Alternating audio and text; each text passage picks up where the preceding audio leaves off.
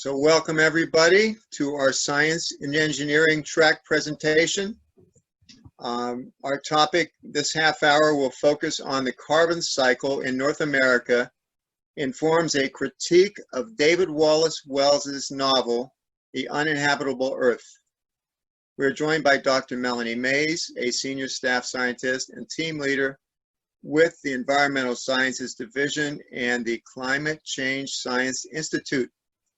She designs experiments to build better models of natural processes and is interested in diverse research at the intersection of water, minerals, solute chemistry, and microbiology. Her current research involves improving the representation of terrestrial carbon cycling processes in Earth systems and process models, which Google tells me plays a significant role in influencing the climate. Her research is also finding ways to incorporate genomic information into nutrient cycling models, developing technologies to reduce mercury loading and methylmercury generation in surface and groundwater systems, and using advanced techniques such as neutrons to understand the interface of soil, organic matter, and minerals. Dr. Mayes is a fellow of the American Association for the Advancements of Sciences and was lead editor of the U.S. Global Change Research Program's Second State of the Carbon Cycle, which is an assessment of the North America carbon cycle involving over 200 authors. Her current research includes leadership roles in projects with the United States Department of Energy Office of Science. She has around 60 peer-reviewed publications, I think, in the last 15 years. She enjoys hiking in the Southern Appalachian Mountains with her partner and dogs, logging nearly 5,000 miles in the last 6 years. So with that, Dr. Mayes, the floor is yours. We're really honored to have you with us and to lead us through this learning opportunity. That's great. Let's see. I need to share a screen, and I think you all need to let me do that. Yes. But in the meantime, thank you so much. I really appreciate the opportunity to speak with this group. It's really exciting, and I'm really glad to be here. Oh, and by the way, please put your questions in the chat for Dr. Mayes. I think you should be okay now, Dr. Mayes. Yep, it is working. I just got to get up to where, okay. Does that look, do you see it? Very good. Fabulous. Okay. So you all have already heard the title, and I work at Oak Ridge National Lab, and I'm also a joint faculty at the University of Tennessee. And let's see, we need to be able to move forward. There we go. Okay. So in this talk, I'm going to talk about this book, The Uninhabitable Earth. Over the last couple of years, or over the last year, someone asked me to do a review of this book for the Knox County Library Book Sandwiched In program. And so I read this book and I did that review in light of what I know. So I'm a pretty diverse scientist, as you could tell from that. And so I wanted to understand this book and understand the validity of it. And so, and a lot of the claims in this book actually are really extreme. If you've read it, you will know that it's really scary. But if you haven't read it, a great introduction to it is this NY Mag annotated edition. And so this is a really sort of a short summary of the book. But the cool thing about this annotated edition actually is that it actually shows quotations. The thing I found frustrating about this book is it has a bibliography in the back, but it doesn't actually have footnotes. So when he says something that seems really scary and out there, it was hard for me to try to validate that and understand it. So this annotated edition here at this link provides some good context to that. And truthfully, this guy has done his research. He's talked with a lot of different scientists and has gotten a good handle on what the research looks like. But part of the reason this book is so scary actually is because a lot of the climate futures it presents are past the year 2100. In the academic world, in the IPCC, that's the Intergovernmental Panel for Climate Change, which is a UN organization, we tend to focus on what's going to happen before the year 2100.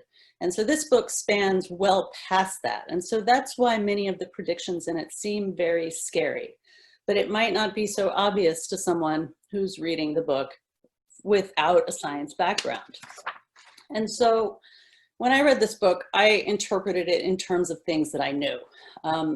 Jeff mentioned the second State of the Carbon Cycle report. I was one of the lead science editors of this report. This is a US government report. It came out at the end of 2018. And at the same time, the Climate Science Special Report, which is volume 1 of the US's National Climate Assessment, came out at the same time. So a lot of what I'm saying about this book are informed by these two sources. These are both very long and academic, but they both have these great, they're fully free, just go find them on the web, executive summaries, highlights, reports in brief, they're very accessible. To be fair, the Climate Science Special Report, just the executive summary, will also scare the pants off of you.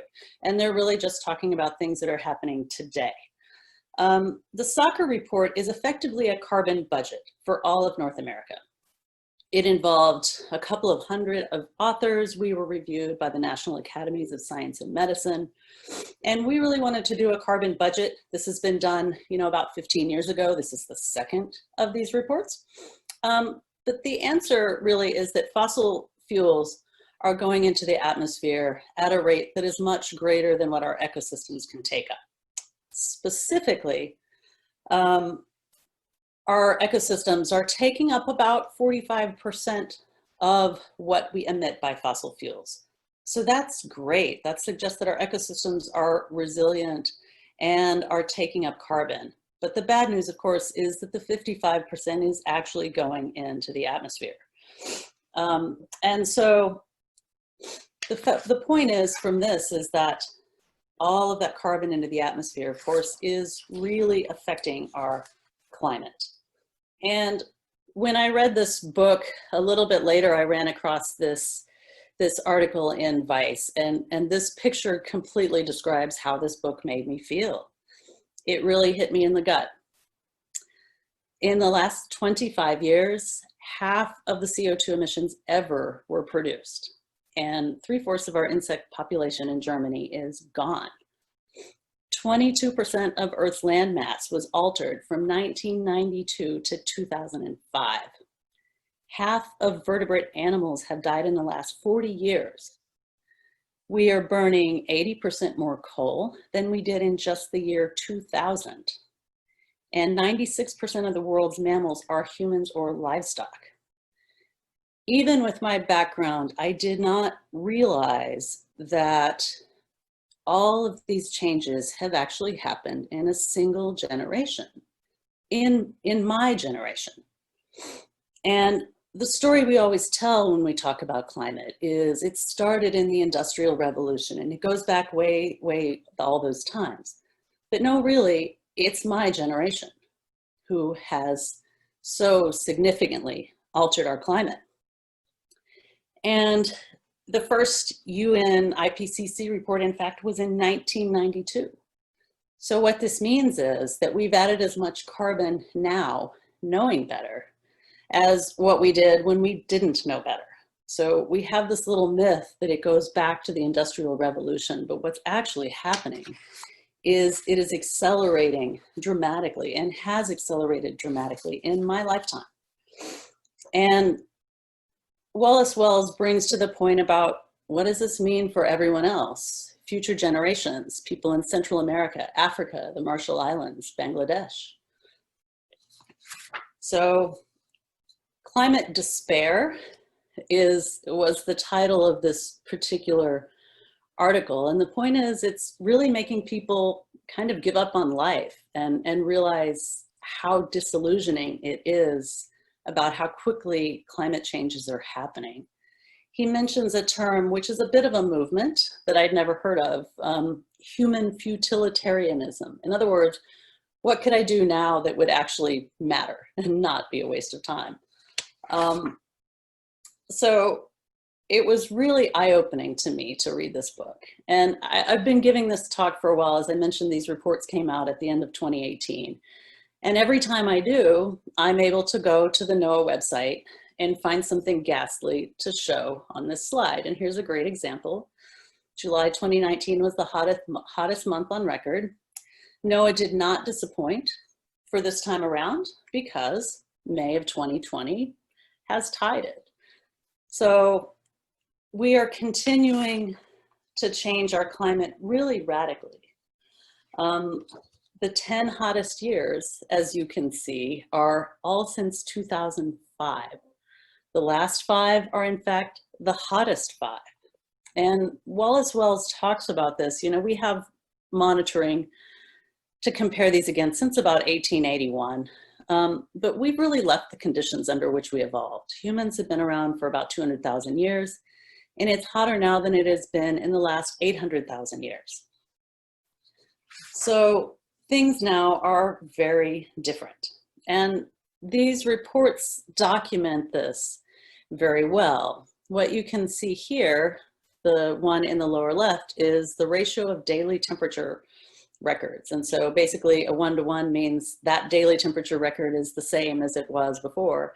And if it's above that, of course, means that you're getting changes. And so what you can see, of course, is since about 2000, those changes really document more record highs. The picture on the right, this is changes in temperature from 1986 to 2016 relative to 1901 to 1960. It's all red. And this next thing that I'm showing was an article that came out in the Washington Post. So these people actually did a really good study. They basically looked at climate records across the United States, and they wanted to see how much climate has changed. And they looked at the record from 1895 to 2018. And what you can see is that many of places have warmed, and substantially, and sometimes up to 2 degrees C. 2 degrees C is significant, of course, because it's what we were supposed to accomplish with the Paris Accord, or the COP21 agreement that was signed in 2015. And what this means is we thought that the 2 degrees C would keep ice sheets from collapsing, that it would keep Miami, Dhaka, Hong Kong, and Shanghai above water. But the fact is, at least in the US, we're already at 2 degrees C in a lot of places. The IPCC says 3.2 degrees C. Mind you, that's over 6 degrees Fahrenheit, is more likely. And that's just by 2100.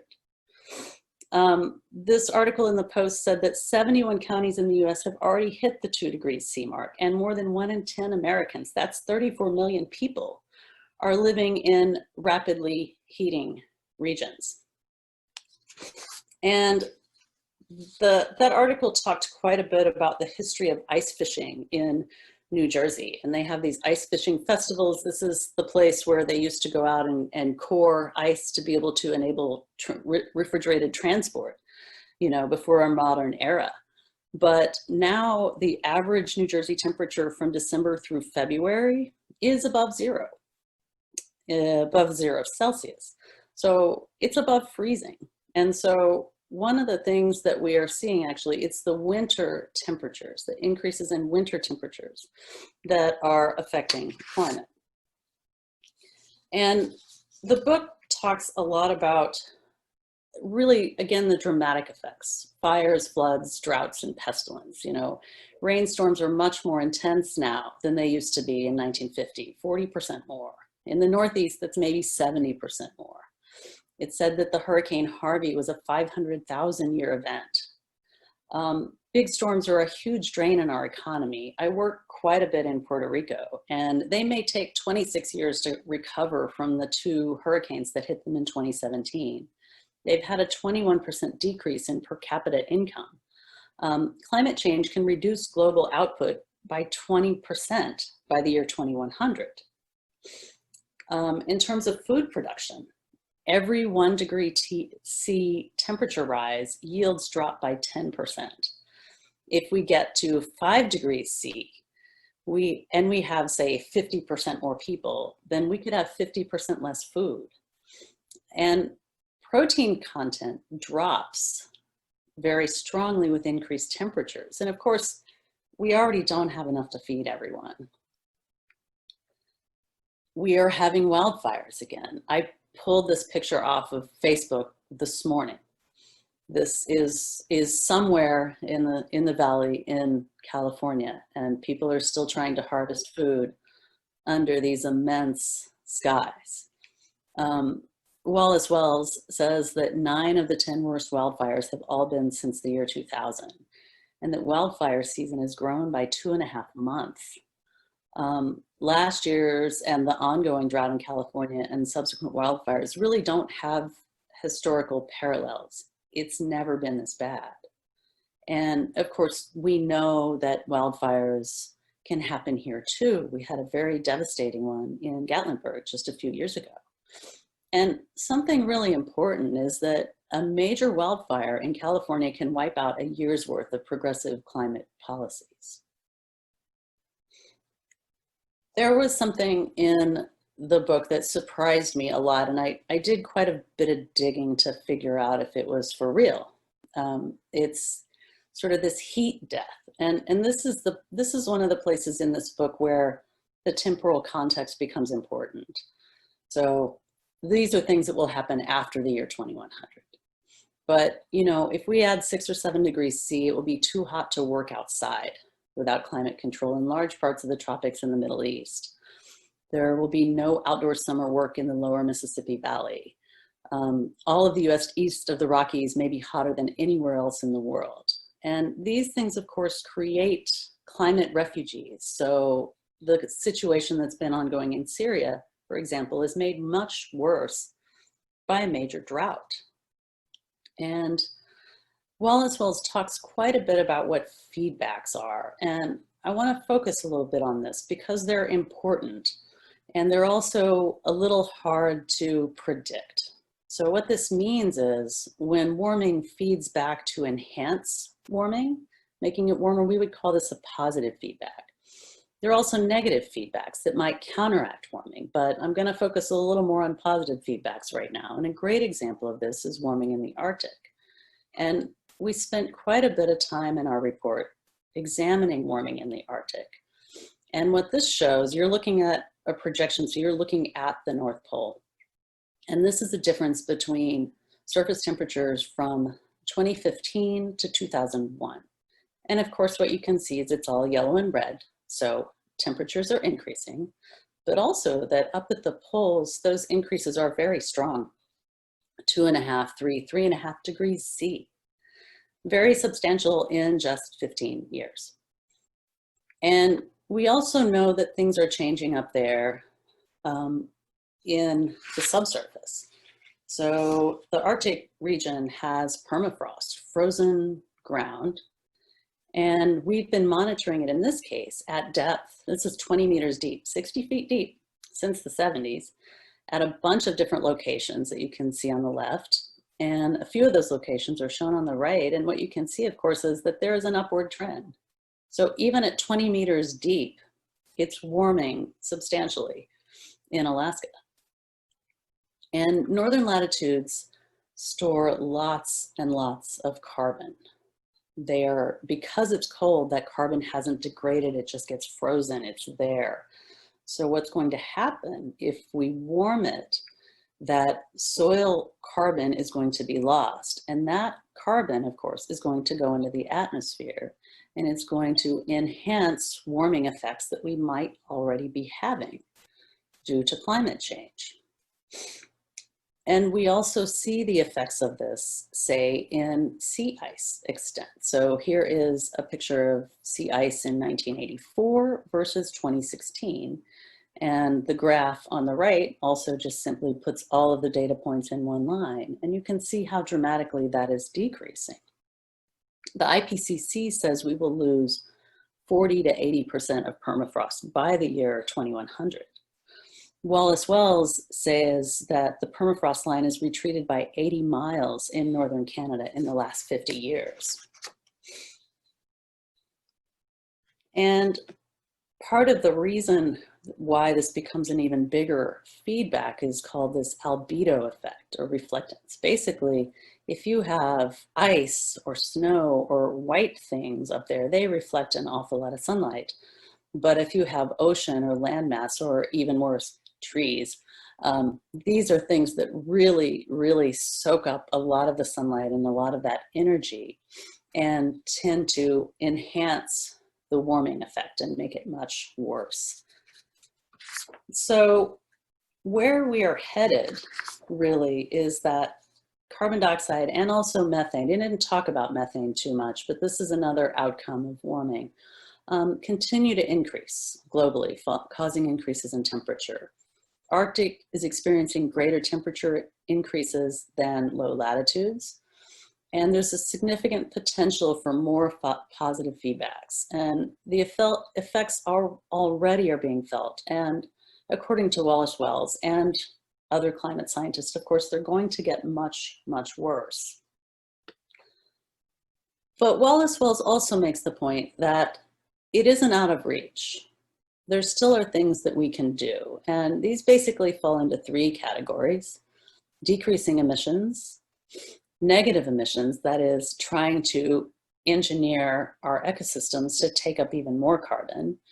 And then there is geologic engineering. This is much more direct kinds of engineering to change things, like putting things up in the atmosphere to increase reflectivity or prevent sunlight from getting to the air. There are a host of things that we can still do, but the numbers are actually really large. So this is globally. We are growing at a rate of 5 gigatons of carbon per year. The land is soaking up about 3.8, in the ocean about 2.5. This is really consistent with what we learned from the soccer report. This is substantial. A gigaton of CO2 is the CO2 emissions from the entire light-duty vehicle fleet in the US in 2017. So there's a lot of carbon that needs to be taken up. But there are science and technology solutions that are out there. The National Academies has a recent, basically a pathway forward for removing 10 gigatons of CO2 from the atmosphere globally every year by 2050. Something called the Energy Futures Initiative is proposing a 10-year, $10 billion investment to develop science and technology solutions. There are potential solutions out there. And in our report, we actually showed that over the last decade, we've very dramatically decreased carbon emissions in North America. Things like transitioning from coal to natural gas, increases in renewables and alternative fuels, replacing aging infrastructure, increasing efficiencies, increasing alternative fuels, more stringent CAFE standards. And what you can see in this graph, this is fossil fuel emission trends. And so the black line at the top is North America. The blue line right below it is the US. So we're most of it, right? But in the last decade, you can see that it's dropped and flattened. And you can also see that our proportion of global total, that's the little dotted line, has really been dropping. So we've been able to do a lot here in the US and in North America. The next slide, you can see this energy CO2. It's flat and dropping over recent times. And GDP was not affected by this, and that's really significant. We know what we need to do. We need to cut emissions in half in the next 12 years to get to 2 degrees C. But if we wait 10 years, we will need to cut 30% each year. All of our systems, energy, transportation, agriculture, infrastructure, need to be overhauled with climate change in mind. Wallace Wells pointed to a 2008 review from MIT that said it would take us 400 years at the current pace. And it won't be cheap, but every 1 degree C warming reduces growth by 1%. And remember, 1% growth in GDP is huge. But there are still a wide range of temperature futures possible. This is looking forward. These are different kinds of projections. Other people have talked about this today. The book is not yet written. Even though over half of North America's fossil emissions enter the atmosphere, the land and the coastal oceans continue to take up significant carbon. And we have had big effects in the last decade, frankly, without trying that hard. And it didn't impact our economic growth. And so investments in science and technology, there are different ways to do this, could alter our climate future. And this is a quote from the book, which I just thought was very profound. You know, it says, in the blink of an eye, our generation has changed everything, but it's a measure of our power. We are the gods who hold the fate of the world in our hands. And I really appreciate the opportunity to speak with you, and I'm glad to take your questions. Okay, we have some questions in the chat. Is there somebody that wants to read them? Yes, I can help with that, Jeff. Thank you. Go ahead. Thank you, Dr. Mayes. Can you hear me all right? I can, thank you. All right. So I noticed a question a little bit earlier. Let me just find it. I think I got basically the same question twice or similar. So this is from Drusella. She is asking you, Dr. Mayes, sorry, as a scientist, how do you feel when top leaders of our country say that climate change is not real? So if we can also reformulate, what would be your advice? How should we address such a situation, or when we try to start a conversation with people who, you know, don't seem to be willing to even hear about the topic? Thank you. That's a great question, because something else that Wells says in this book is that climate denialism is sort of a uniquely American kind of thing, which I hadn't really thought about. But at the same time, when you talk to people, I think many people actually know that it's happening. Yale has this climate connections thing, and they do a lot of surveys and they talk with people. And even though we hear a lot about climate denialism, especially when we hear politicians speak, but when people themselves are surveyed about climate, they actually tend to think it's changing. They know. You know, you talk to your grandmother, you talk to your mom, or even me in my lifetime. I've been here in Tennessee for 20-something years. The climate has changed since I've been here. And I think most people actually know that and believe scientists when they say it. But there is a problem with translating science into action. And I don't know how to solve that. Yes, if I may make a comment, I was recently listening in on the another panel we had earlier. It was about creation care. So, you know, the idea that we, from a religious point of view, we are stewards of the earth and we should take care of it, but also we have the responsibility to do it. And I think it's just, we just need to come together and to bring this up and to exercise our right to express our worries and to push hard on the politicians to let them hear us. And also, if it is so, which it is the case in the United States, as you point out, Dr. Mayes, that some words are so politically charged, basically we just need to reformulate the same issue, just using other words that might not be charged. Basically, you know, say the same thing in a different way, and that might avoid this a priori blockage that some people have because they just don't want to hear some terms and then they just stop listening. So I thought that was interesting. You know, I think part of the issue is I think people are confronted with the fact that they might have to make changes in their lifestyle, and that's uncomfortable. Nobody wants that. You know, they think it's going to be worse and it's going to be a problem. You know, we're kind of seeing that in the public health arena right now. People don't want to change what they do. Yes, and there's also this idea, some people think, well, we need to, you know, start being stingy or watch every, you know, every light bulb we have on or something, but when the default today, and again, I would say my experience in the US, when the default is so much waste, then just being efficient is not necessarily living, you know, below what's your limit, is really just live at what you need, but you don't need to abuse whatever you have around you, right? It doesn't necessarily mean, you know, live at a bare minimum. It means take what you need, but you don't need to take more, right? Wallace Wells says that 2/3 of America's energy is wasted. And if we lived at the same carbon footprint as Europe, our emissions would drop by half.